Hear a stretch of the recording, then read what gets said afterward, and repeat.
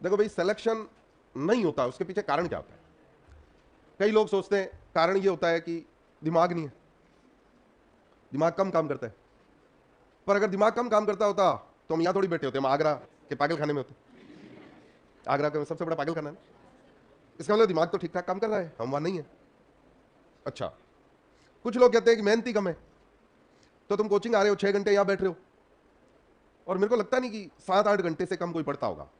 अगर कोई इससे कम पढ़ रहा है वो तो महापाप है ना। तो जो आप नीट एस्पिरेंट हो, नीट की तैयारी कर रहे हो, तो 7-8 घंटे तो पढ़ ही रहे हो, ये मान के मैं चल रहा हूं, या कोई भी मान के चलेगा अगर नीट की तैयारी कर रहे हो तो। मेहनत कम कर रहे हो वो भी गलत हो गया, तो दिमाग तो है, मेहनत भी कर रहे हैं, नहीं कर रहे हो तो यहां क्यों होते, उत्कर्ष में क्यों होते, नीट की तैयारी क्यों कर रहे होते, वो भी कर ही रहे।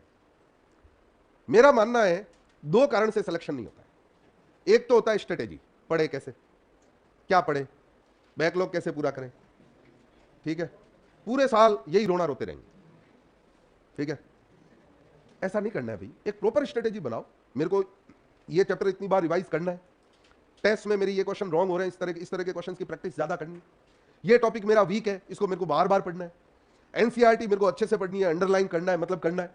और इनसे भी ऊपर सबसे बड़ी बात होती है रिवीजन। मेरे को तो लगता है केवल एक ही कारण होता है जिससे सिलेक्शन नहीं होता है, वो है रिवीजन, और कोई कारण नहीं होता है, दूसरा कोई कारण होता ही नहीं है। दिमाग तो कम है नहीं, मेहनत पूरी कर ही रहे।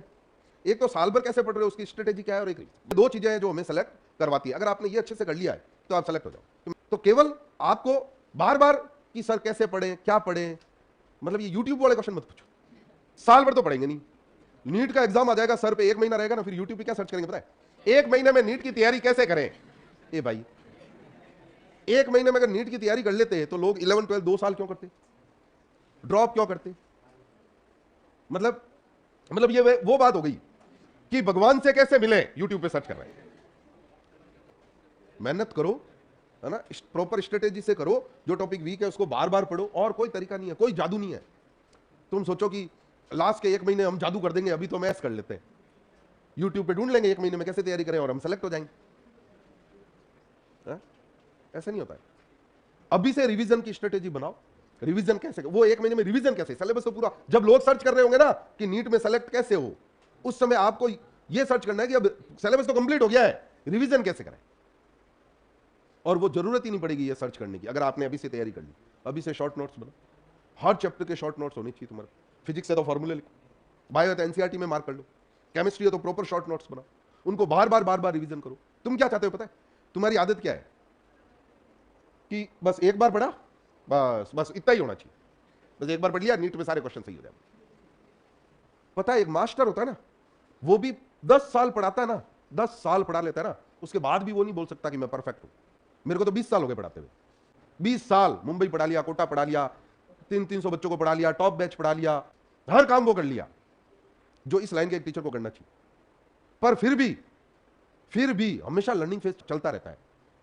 मतलब आपको तो आपका एक लिमिटेड सिलेबस है, उसको कंपाइल करके बिल्कुल, मतलब एक चैप्टर को एक पेज पे ले आना है। A4 साइज का एक पेज होता है, बड़ा चैप्टर हो 2 पेज आगे पीछे, छोटा चैप्टर हो तो 1 पेज, उसमें छोटे छोटे लिखो। जब पेज कम होता है ना, कॉन्फिडेंस ज्यादा। नोट्स भी बनाओ ना, ऐसे फैला फैला के मत लिखो, एक पेज पे 3 लाइनें लिख रहे हैं, 50 रजिस्टर भर जाएंगे, उसको देख देख के दुखी होगे बाद में, इतने हो गए, कैसे पढ़ूं, करम फूट गया हमारा तो, इतने कैसे पढ़ूं। अरे क्यों पढ़ना है इतना? छोटे लिखोगे, थोड़ी जगह बचा के लिखोगे, तो आधे रजिस्टर हो जाएंगे तुम्हारे। एक तो 50 रजिस्टर होंगे और एक 25 होंगे, किसमें कॉन्फिडेंस ज्यादा होगा तुम्हारा? 25 देखते ही दिमाग खराब हो जाएगा, अब कैसे पढ़े? 25 रजिस्टर को भी 100 पेज में ले आओ यार, 50 चैप्टर बायो के होंगे, 40-50 इसके केमिस्ट्री के होंगे, 40-50 फिजिक्स के, 150 पेज में ले आओ। फिर देखो आपका जो कॉन्फिडेंस। नीट में कोई वहां फर्जी क्वेश्चन आते हैं, जो मैंने टॉपिक मैंने ये लिखा ना स्पेसिफिक रोटेशन, अभी मैं लिखूंगा वही क्वेश्चन आएगा अगर इस टॉपिक में से आएगा तो। मतलब तुमने जो पढ़ा है उससे बाहर कुछ नहीं जाना है, पर वही नहीं आता ना। वो 150 पेज को 150 बार पढ़ लो, कैसे नहीं आएगा? एक बार पढ़ने से थोड़ी सिलेक्शन होता है। मैंने कहा एक मास्टर भी 5 साल बाद भी ऐसा लगता है यार और पढ़ू, 10 साल बाद भी लगता है और पढ़ू। तुम सोच रहे हो बस एक बार पढ़ा और सारे क्वेश्चन मेरे सही हो जाए और 720 में 700 नंबर आ जाए, टॉप कर जाऊं मैं। ऐसा नहीं होता है भाई, बार बार रिपीटेडली पढ़ना पड़ता है, चीजों को पढ़ना पड़ेगा। देखो क्लास में ऐसा समझ में आएगा, क्लास में ऐसा लगेगा कि बस मतलब सब कुछ समझ में आ रहा है, बहुत बढ़िया समझ में आ रहा है, पर घर पे जाके रिवाइज भी तो करना पड़ेगा ना। आज समझ में आ रहा है, आज सब याद है, 7 दिन बाद थोड़ी याद होगा यार। इतनी मेमोरी होती है क्या हमारी? किसी इंसान की नहीं होती कि 7 दिन बाद एज इट इज याद है। रिपीटेशन तो करना पड़ेगा भाई, बार बार रिपीटेशन। तो उसकी तैयारी करो अभी से, रोना मत रो। मतलब अब हम क्या करें, अब हम कैसे पढ़ें? अरे पढ़ लो, उससे बढ़िया ये बातें कर रहे हो, ये यूट्यूब पे समय खराब कर रहे हो ये स्ट्रेटेजी ढूंढने में। क्या मतलब है इसका? कोई मतलब ही नहीं है, पढ़ाई कर लो अपनी, इससे ज्यादा कुछ करना ही नहीं होता है। अभी से शॉर्ट नोट्स वगैरह बनाओ। अब बताओ